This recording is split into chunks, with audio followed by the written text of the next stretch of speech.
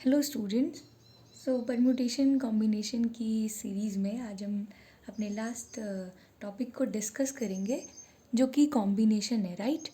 तो देखिएगा कि क्यों आप जो है परम्यूटेशंस एंड कॉम्बिनेशन में दोनों को मतलब डिफरेंटली ट्रीट करते हैं। क्या रीज़न है कि हम लोग जो है परम्यूटेशन और कॉम्बिनेशन दो अलग अलग टर्म्स को डिफ़ाइन कर रहे हैं।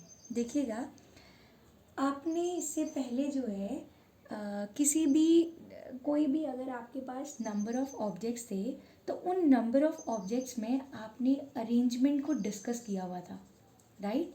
अरेंजमेंट से मतलब ये है कि अगर मेरे पास जो है ए बी सी तीन कोई ऑब्जेक्ट्स हैं और इन ऑब्जेक्ट्स को अगर मुझे ये निकालना है that the number of ways in which these three letters be arrange की, इनको अगर मुझे अरेंज करना है कि कितने ऐसे तरीके हो सकते हैं। तो देखिए, आपको पता है अरेंजमेंट्स के केस में आप करते क्या थे, आप लिखते हो ए बी सी, या आपने लिखा उसके बाद ए सी बी, ऐसे ही आपने लिखा बी ए सी, ऐसे ही आपने लिखा सी ए बी, और फिर आपने लिखा बी सी ए, ठीक है। और ऐसे ही आपने लिखा बी आपका ए सी बी, राइट ना। ए सी बी तो हो गया। उसके बाद आपका लास्ट पार्ट रहा, तो लास्ट आपका रहा जो कि सी बी ए था, ठीक है। अब देखिए, जैसे मैंने यहाँ पर लिखा ए बी सी, ठीक है, और ऐसे ही मैंने लिखा यहाँ पर से आपका जो है सी बी ए लिखा। इस पर अगर आप देखते हो इन दोनों में, तो बी जो सेकेंड लेटर है उसका पोजीशन तो फिक्स है, बट ए और सी का मैंने पोजीशन को क्या कर दिया है, बदल दिया है। तो जहाँ अरेंजमेंट्स की बात होती है वहाँ आप यूज़ करते हैं परमुटेशंस को, राइट।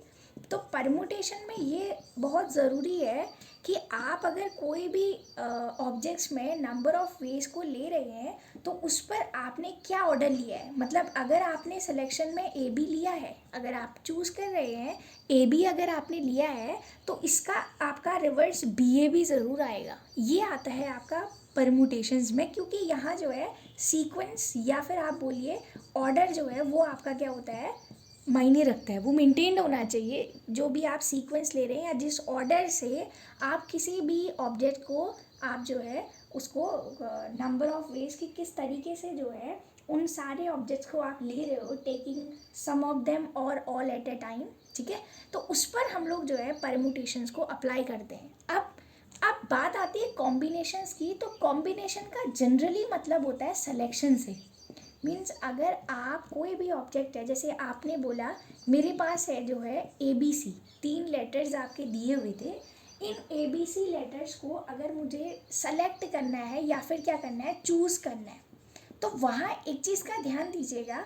अगर आप ए बी सी को ले रहे हैं तो इस ए बी सी में जैसे आपने यहाँ ए बी सी और इसका जस्ट ऑपोजिट सी बी ए लिखा, ए और सी का पोजीशन आपने जो है वो क्या कर दिया, वेरी कर दिया, तो सिलेक्शन में वो एक ही बार गिना जाएगा। मतलब आप अगर ए बी लिखते हैं और दूसरा आप बी ए लिख रहे हैं तो ये दोनों एक ही चीज़ है। सिलेक्शन के टाइम पे जो है इसका सीक्वेंस ये मायने नहीं रखता है, आपको सिर्फ जो है उस चीज़ को वो केवल एक ही बार काउंट किया जाएगा। जैसे मैं अगर आपको एग्जांपल दूं कि आपके पास ए बी सी तीन लेटर्स हैं और इन तीन लेटर्स में से आपको कोई दो लेटर्स को एक बार में लिखना है, ठीक है। मैंने बोला कि taken two at a time, कि दो लेटर्स को एक साथ, टू एट अ टाइम, कि एक समय में जो है आप किसी दो को अगर ले रहे हैं तो उसके सिलेक्शन के कितने तरीके हुए आपके पास। तो देखिएगा, अगर आपने पहले आपने सेलेक्ट किया ए बी को, जैसे समझ लीजिए ए बी सी कोई तीन कैंडिडेट्स हैं, उन कैंडिडेट्स को मुझे किसी कंपनी में जो है अगर हायर करना है तो मैं किस तरीके से करूँगी। हो सकता है मैं ए बी करूँ, या मैं बी सी करूँ, या फिर मैं ए सी करूँ, राइट। तो ए बी हो गया, बी सी हो गया, और आपका क्या हो गया, ए सी हो गया। अब आप ध्यान दीजिएगा, इस पर मैंने इन्हीं को लिखा। अब जैसे ए बी लिखा तो इसका जस्ट अपोजिट बी ए है, वो दोनों एक ही बात है। जैसे मैंने ए को पहले सेलेक्ट किया फिर बी को किया, या बी को पहले कीजिए ए को, तो यहाँ जो है इन दोनों को एक ही काउंट किया जाएगा। मतलब यहाँ सीक्वेंस से आपका मतलब नहीं है, आपको ऑर्डर नहीं देखना है।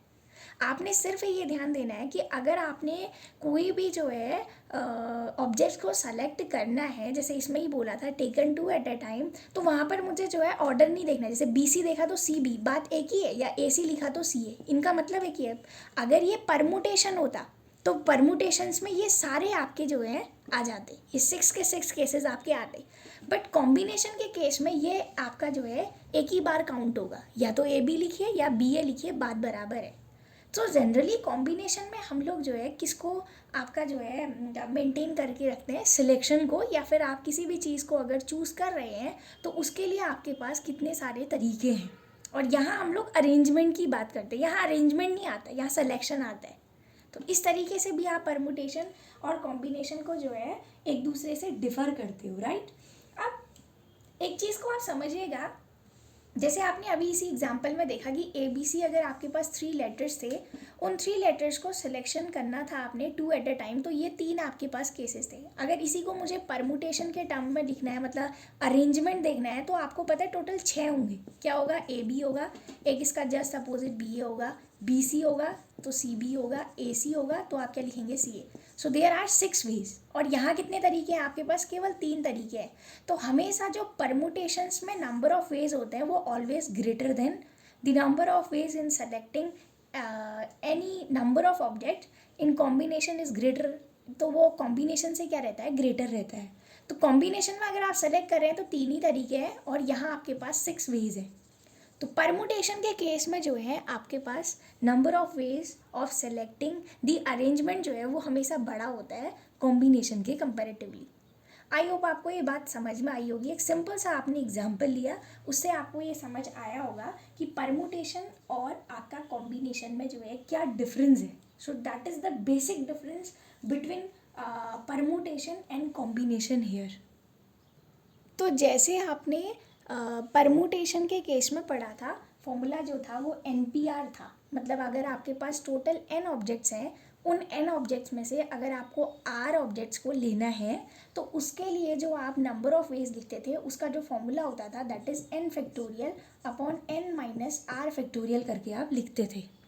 तो इसी तरीके से अगर आप कॉम्बिनेशन में देखते हैं तो इसको हम लिखते हैं NCR, ठीक है।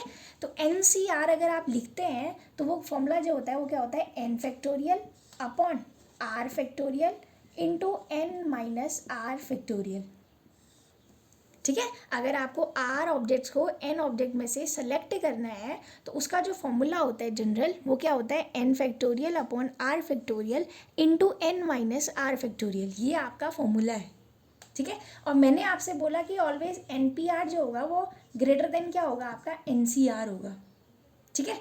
तो जैसे अगर मैं आपको एक एग्जाम्पल के थ्रू बात करूं कि कैसे आपने ये बोला, तो देखिए एग्जाम्पल एक कोई एग्जाम्पल हम लोग ले लेते हैं। तो एग्जाम्पल कंसिडर करने से पहले आपको ये फॉर्मूला ध्यान में रखना है कि आपका NCR का जो फॉर्मूला है वो क्या है। इसके बेसिस पे भी आपके क्वेश्चंस आते हैं। जैसे मैंने आपसे बोला कि किसी क्लास में टोटल जो है 32 स्टूडेंट्स थे, ठीक है। उन 32 स्टूडेंट्स में से आपका जो है 4 स्टूडेंट्स को आपने जो है चूज़ करना है। 4 students are to be chosen, 4 students are to be chosen, कि आपने 4 बच्चों को जो है सेलेक्ट करना है out of 32 students.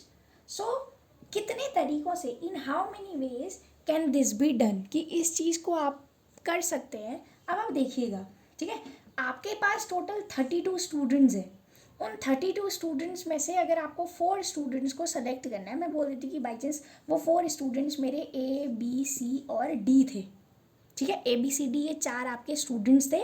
In 4 students को आपने टोटल 32 स्टूडेंट्स में से सेलेक्ट कर रखा है। तो देखिए अगर परमुटेशन, अब यहाँ पर चूज़ करने की बात आ रही है, 4 बच्चों को आपने सेलेक्ट करना है, चूज़ करना है।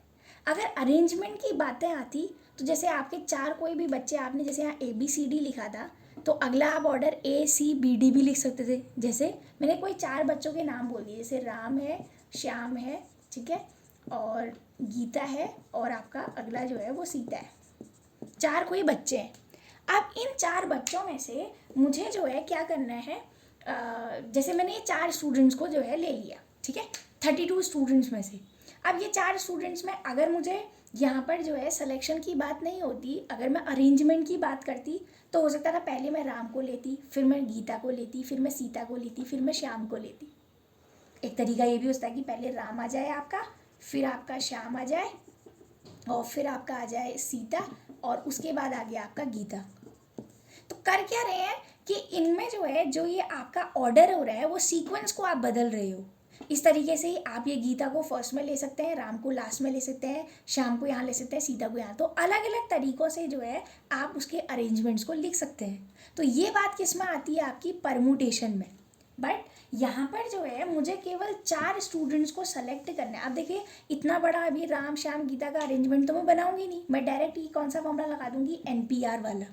अगर मुझे यहाँ पर क्या देखना होता, अगर क्वेश्चन मुझसे कहता कि नंबर ऑफ वेज, ठीक है, number of ways for arranging these 4 students out of 32 students अगर बोलता तो मैं फॉर्मूला लगाती NPR वाला, राइट। तो अरेंजमेंट्स के लिए आपको पता है n यहाँ 32 है और 4 आपके बच्चे हैं, उनको आप जो है अरेंज कर रहे हैं, तो वो तो अरेंजमेंट की बात आ जाती, ठीक है। बट यहाँ क्वेश्चन मुझसे अरेंजमेंट नहीं पूछ रहा है, एक्चुअली क्वेश्चन मुझे चूज़ करने की बात कर रहा है। तो ये फ़र्क नहीं पड़ता कि पहले आप राम को ले रहे हैं या श्याम को ले रहे हैं, आपको सिर्फ ये देखना है कि 4 बच्चों को आपने कोई 4 बच्चों को सेलेक्ट करना है।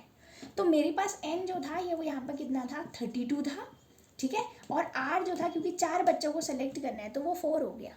और मुझे एक चीज़ पता है कि जो फॉर्मूला होता है मेरा वो क्या होता है, NCR, ठीक है। सो NCR इज इक्वल टू क्या होता है, n factorial upon R factorial into n minus R factorial. तो ये मेरा फॉर्मूला है। तो इस फॉर्मूले को अगर यूज़ करते हैं तो n फैक्टोरियल, n की वैल्यू 32 है तो 32 फैक्टोरियल हो जाएगी आपकी, divided by R factorial, R कितना है 4, सो that will B 4 factorial, into क्या हो जाएगा n माइनस आर। तो 32 में से अगर आप 4 माइनस करते हैं तो आ जाएगा आंसर 28 फैक्टोरियल। अब आपको सॉल्व करना आता है। इस 32 फैक्टोरियल को मैं क्या लिख सकती हूँ, 32 into 31 into 30 into 29 into 28 factorial, right. ताकि ये 28 फैक्टोरियल से 28 फैक्टोरियल मेरा कैंसल आउट हो जाए, ठीक। तो अब मेरे पास क्या रेस्ट नंबर्स हैं, 32 इंटू 31 इंटू 30 इंटू क्या रह गया मेरा 29 अपॉन 4 फैक्टोरियल। मुझे पता है 4 इंटू 3 इंटू 2 इंटू क्या होता है 1। आपको पता है 4 से 8 ज़ा टाइम कैंसिल होगा, और ऐसे ही ये 2 से जो है 8 है 4 ज़ा टाइम कैंसिल होगा, ठीक है। और ये 3 से 30 जो है वो 10 ज़ा टाइम कैंसिल होगा। तो बचे नंबर्स क्या आपके पास, 4 इंटू 31 इंटू 10 इंटू आपका क्या आ गया 29। So that will be your answer. आप मल्टीप्लाई कीजिए, you will get the answer here, ठीक है। तो ये था आपका कॉम्बिनेशन जिसमें हम लोग जो है रिक्वायर्ड नंबर ऑफ वेज को लिख रहे थे with the help of 32C4। I hope आपको ये बात समझ में आई होगी कि कैसे आपने करना है।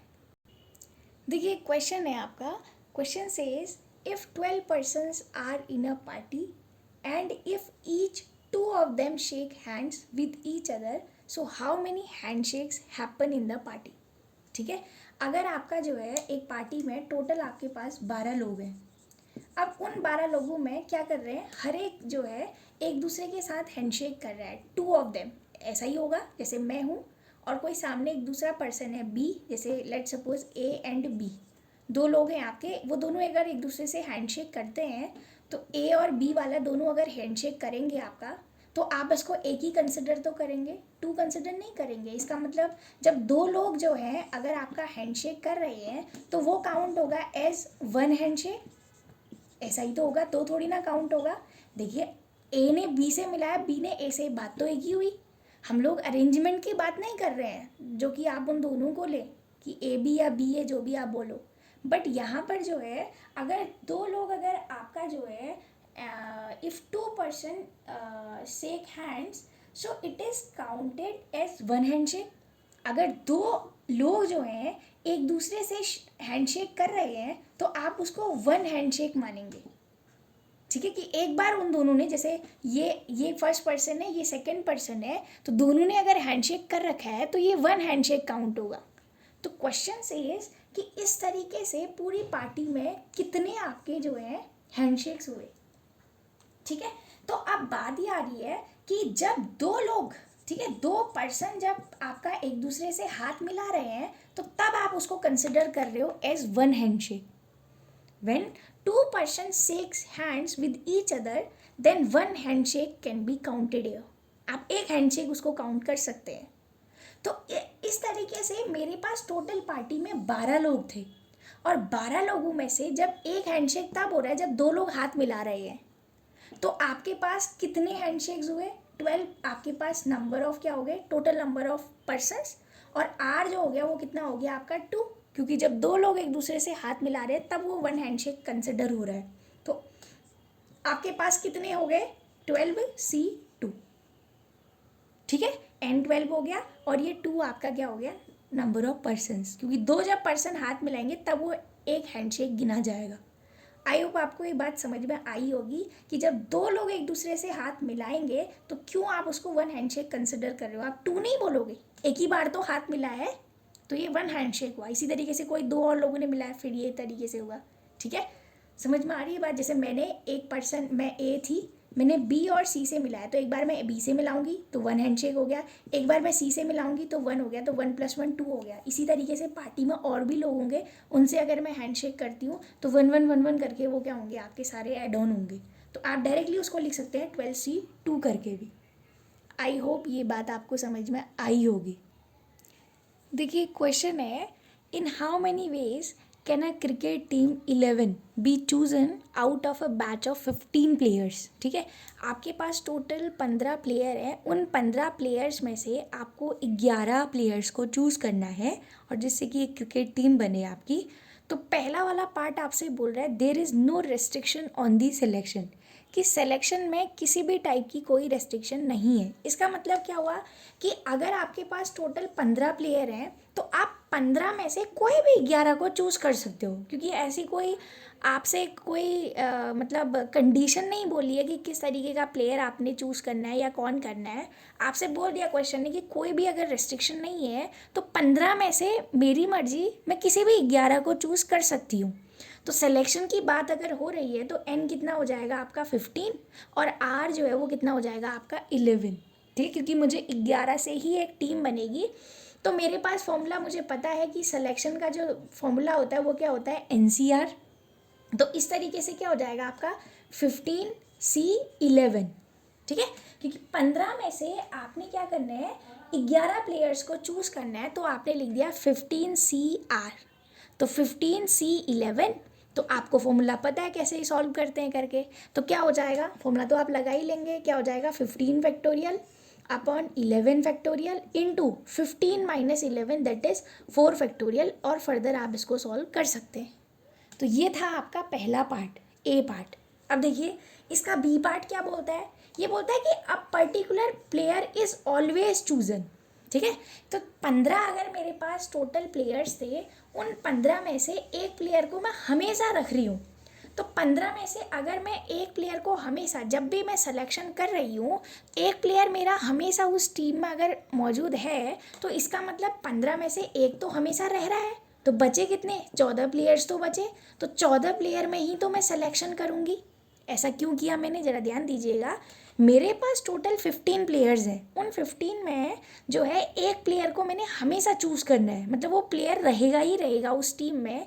तो मतलब बाकी के 14 प्लेयर्स में से तो आप सिलेक्शन करोगे.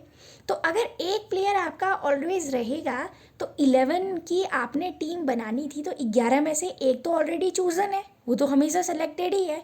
तो बचे आपके पास कितने प्लेयर्स? 10 प्लेयर्स तो बचे. कि 10 प्लेयर्स को आपने चूज़ करना है from the 14 players.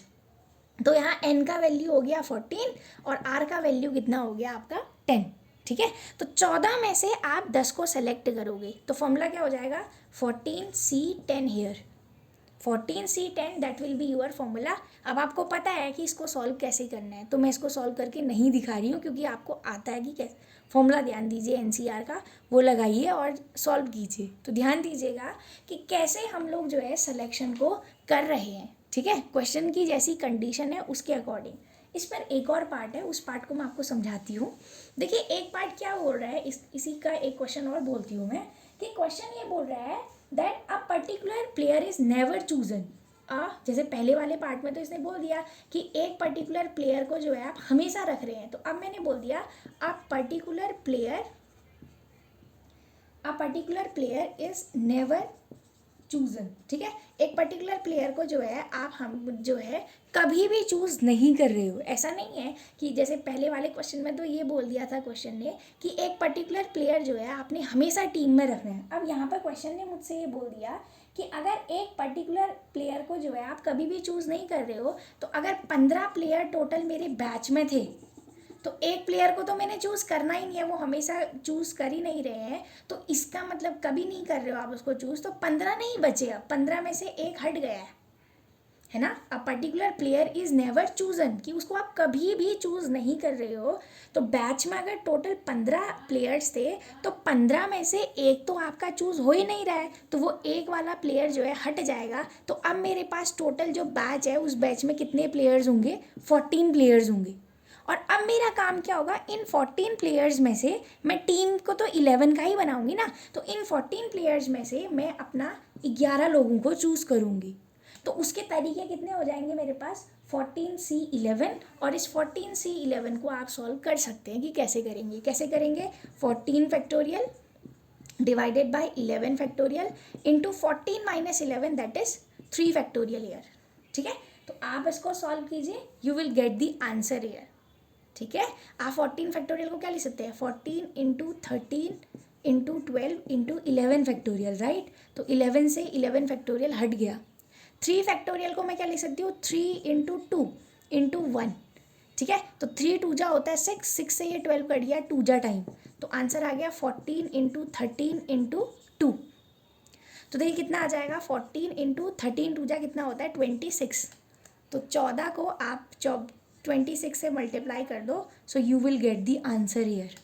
I hope आपको ये बात समझ में आई होगी कि that how a particular player is never chosen. अगर आप उसको कभी भी सेलेक्ट नहीं कर रहे हो तो वो प्लेयर टीम से मतलब बैच से हट जाएगा। तो इसीलिए 15 प्लेयर -1 किया जिसको मैं कभी भी चूज़ नहीं कर रही हूँ, तो वो प्लेयर मेरा उस बैच से जो है आउट हो चुका है। तो अब मेरे पास टोटल 14 प्लेयर्स हैं और उन 14 प्लेयर्स में से ही मैं 11 प्लेयर्स को क्या करूँगी, चूज़ करूँगी। सो ये आपका क्वेश्चन था। आई होप आपको कॉम्बिनेशन की ये सीरीज समझ में आई होंगी। तो फर्दर क्वेश्चंस को और हम डील करेंगे, राइट।